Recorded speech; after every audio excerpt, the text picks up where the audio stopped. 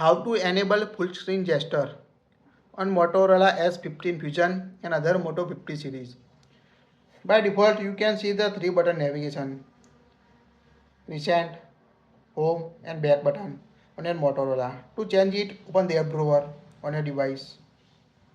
Tap the settings. Now scroll.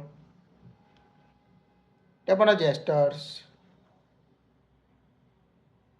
Here you can see the navigation mode option. Tap on it.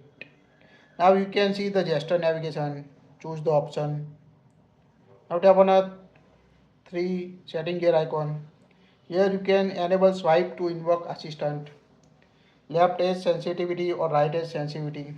Here you can also hide the navigation bar. This show or hide to hide the navigation bar. Here we hide the navigation bar. Now go back.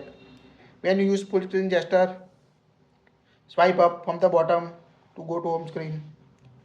To access the recent app, swipe up and hold to view the all recent application on your device.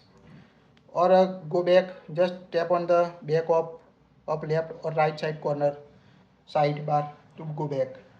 If you don't want to use navigation, just choose the 3 button navigation. Here you can enable hold home for assistant.